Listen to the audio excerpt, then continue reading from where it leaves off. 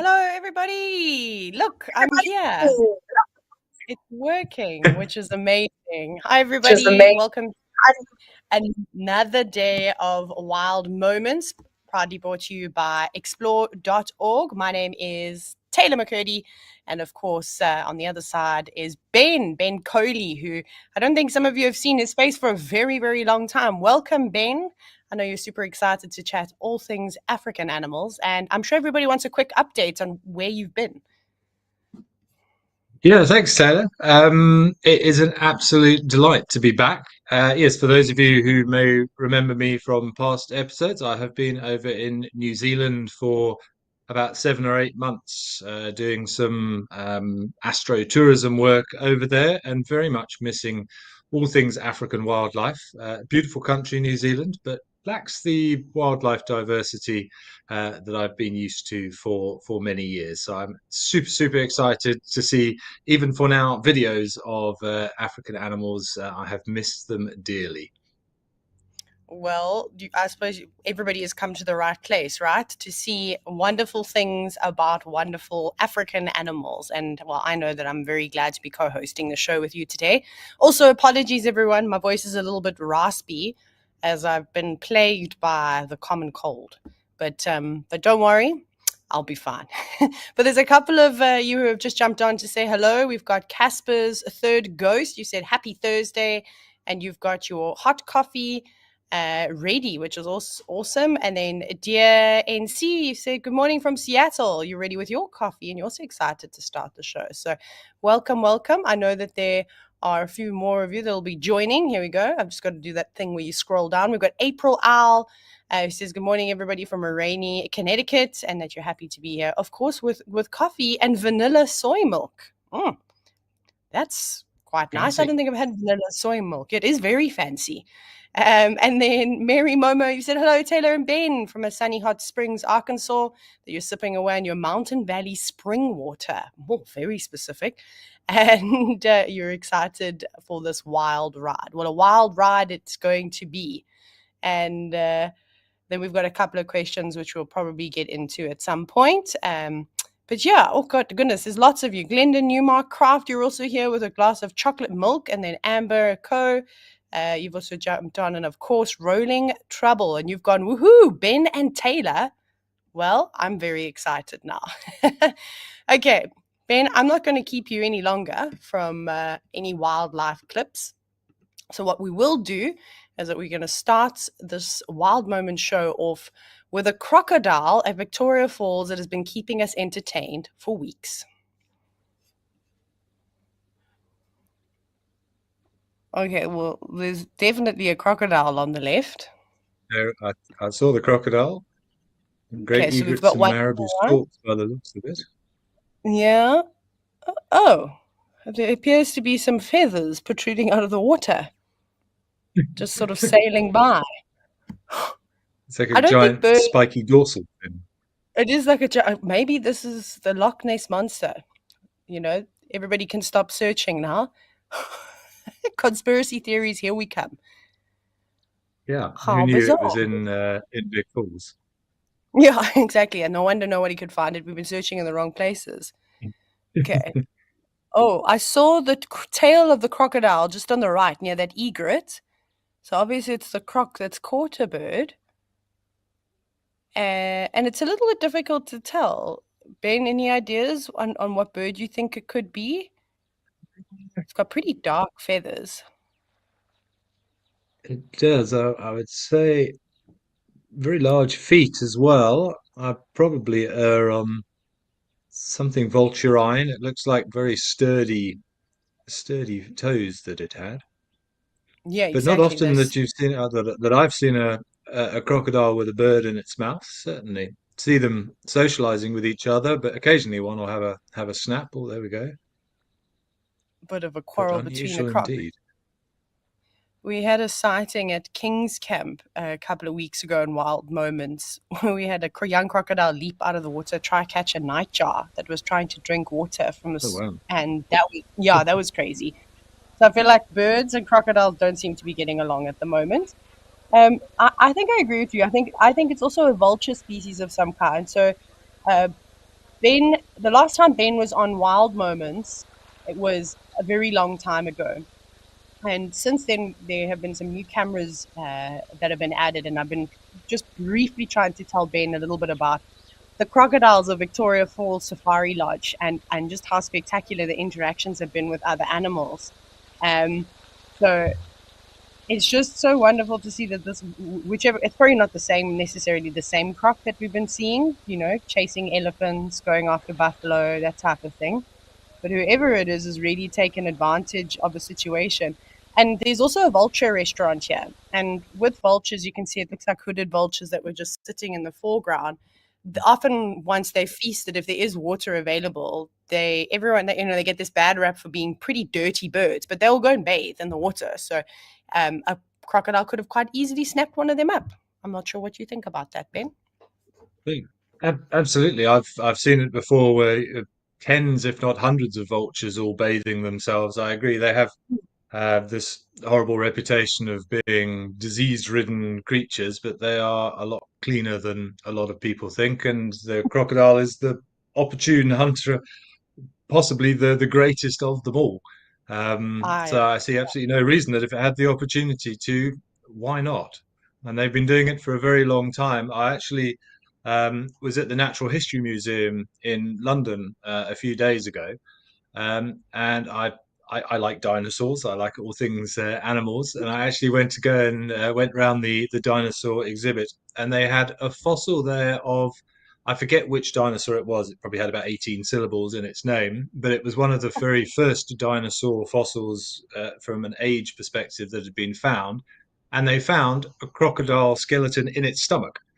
And this was something like what? 240 million years ago, this fossil was found. So even 240 odd million years ago, crocodiles were being picked off by dinosaurs and vice versa. There was a crocodile somewhere that had a small dinosaur skeleton in its stomach. So, I mean, they have had millions of years to practice opportunistic hunting, certainly. Oh, that's so awesome. I haven't been to the natural what is it? Natural History Museum. Sorry, I had a Natural moment there where I History glitched. Museum. But it's definitely on my bucket list. I would like to do a Jurassic safari through exactly all the exhibits that you just mentioned. I'd love that. We've got a couple of comments. We've got Mindy who said, "Wow, that's not something that you see every day." And then Kaoru, you said, "Looked like some kind of a vulture." Yeah, I think we're all in the same boat. And then Catherine has just jumped on and said, "Hi, Ben and Taylor. Finally being able to watch. No drinks, but chocolate eggs." I suppose everyone is also gearing up for Easter.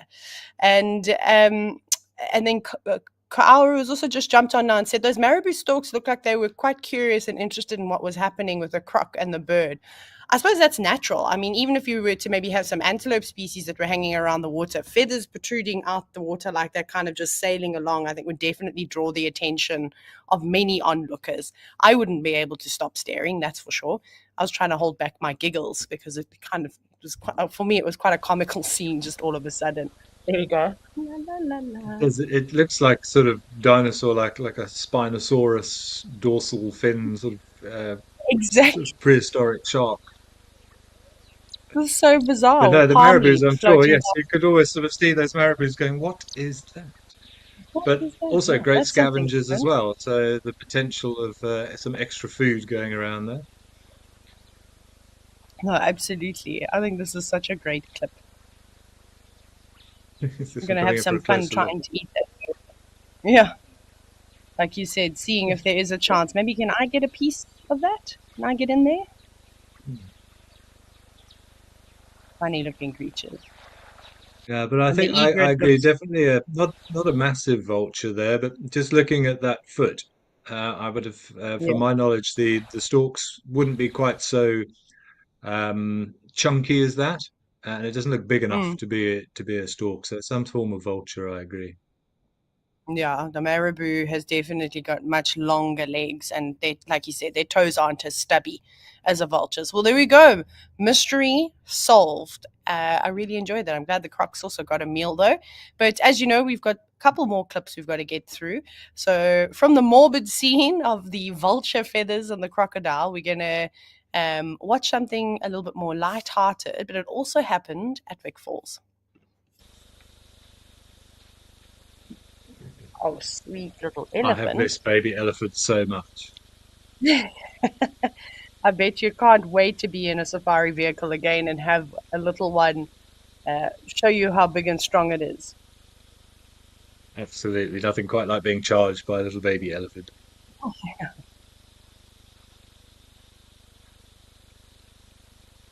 Nice to see the And the elephant protective a bit instinct of more, mum. yeah, pulling it out the water. The last couple of times I've watched clips of the elephants interacting around this particular waterhole, they've been quite nervous, but there seem to be a string of crocodile attacks towards the elephants quite regularly. So I wonder if that's why that adult was also just like, maybe not so deep. Oh, Oh, off it goes. Come on. I love the way they've Oh, that sort of two-tone effect when you see when they've been wallowing. Oh, now shame. she's panicking. Now she's going, oh no. The little one's just probably having the time of its life, and mom's saying, no, no, no, no, quickly get Yeah, out. But why? oh, mum.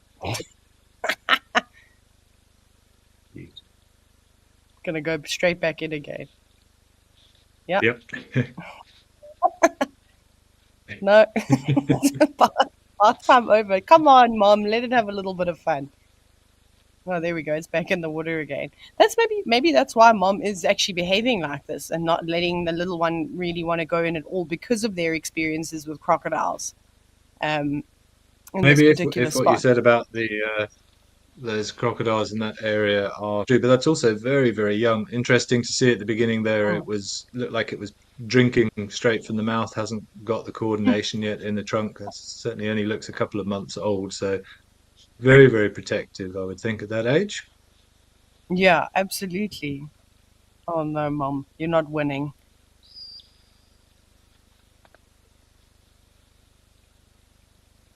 It's trying to Let's see if haul anyone itself else. out.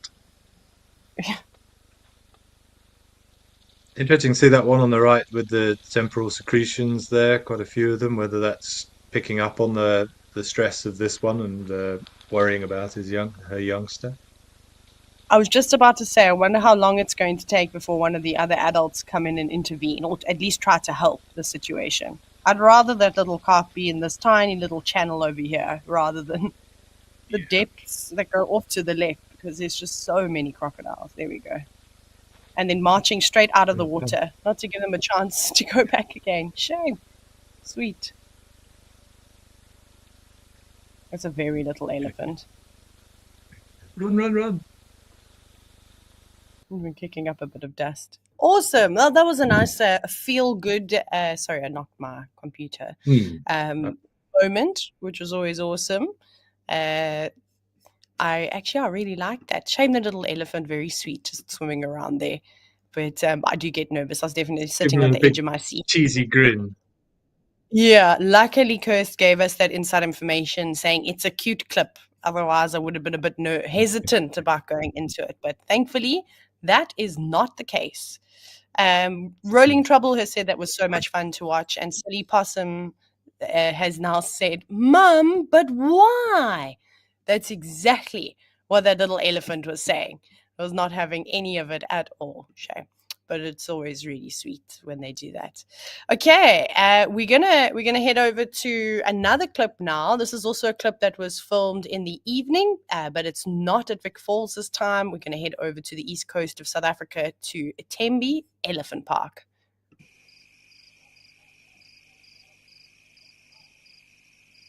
Oof. Oh my goodness! So these are Inyala, and there was also some Impala in sort of the swampy areas or maybe not swampy, wetland areas of Tembe. Is that the tongue of the Inyala and its entire jaw I'm trying to see dangling? if it's Oh my jaw or if goodness. it's something matted in his beard there, but it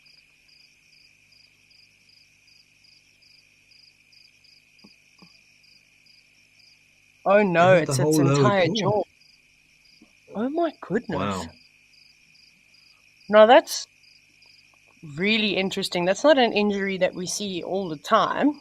I can't say that I don't think I've ever really seen it. I think I saw it once with a bushbuck at Juma, very, very long time ago. An old female that looked like she'd broken the lower part of her jaw, but it was not dangling like that. It kind of looked like it had fused in a Oh, broken spot. that's.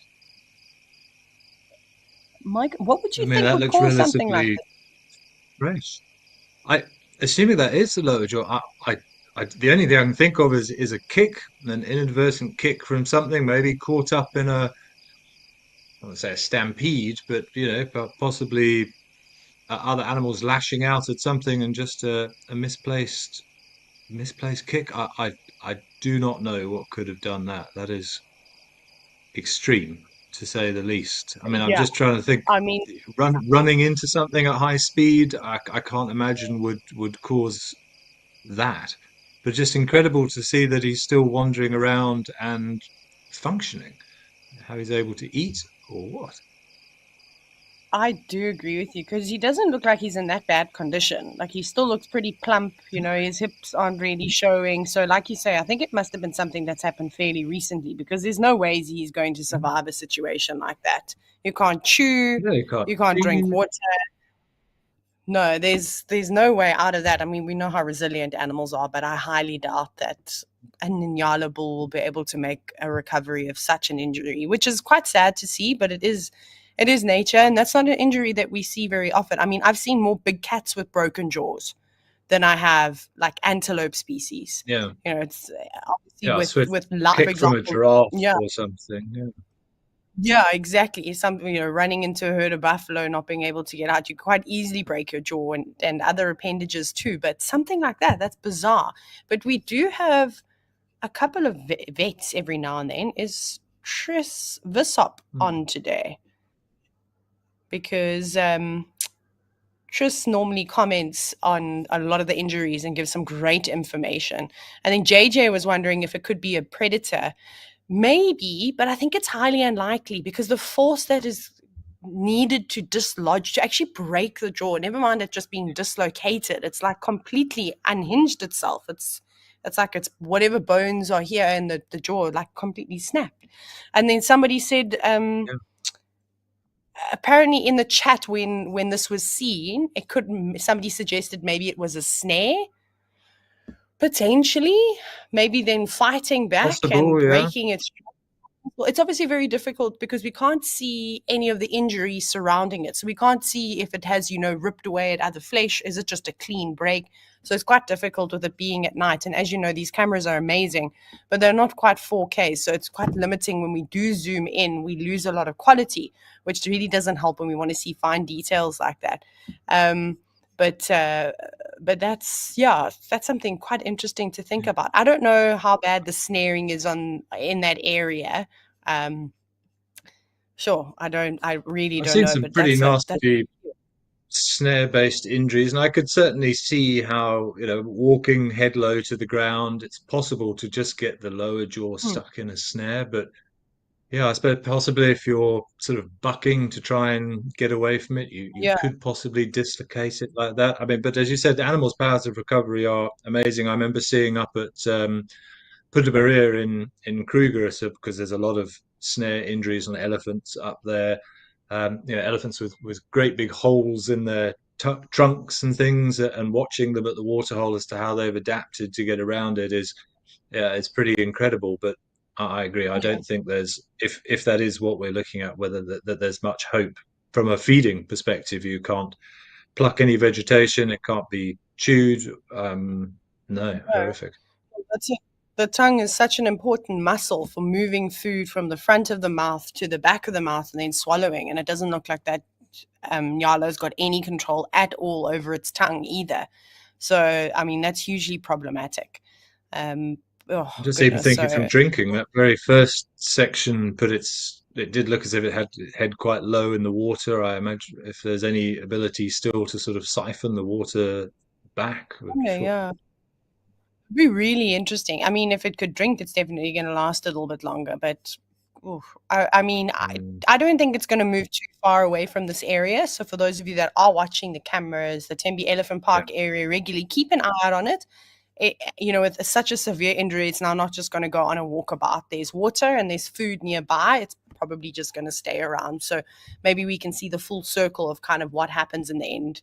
As we said, it's inevitable, sadly, that the Signala probably won't live for too much longer. But crazy, just another one of those, a strange injury that's really difficult to pinpoint what had happened. But yeah, so hopefully somebody like Tris comes back on, maybe watches some of the highlights, and then can also offer their expertise. But yeah, really interesting.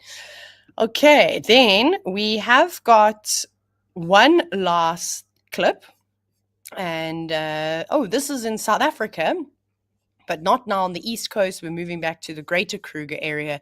Let's go check out the Simbavati waterside camera.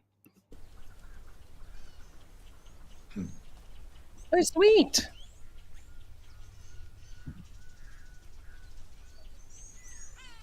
Just 2 waterbuck calves and an adult.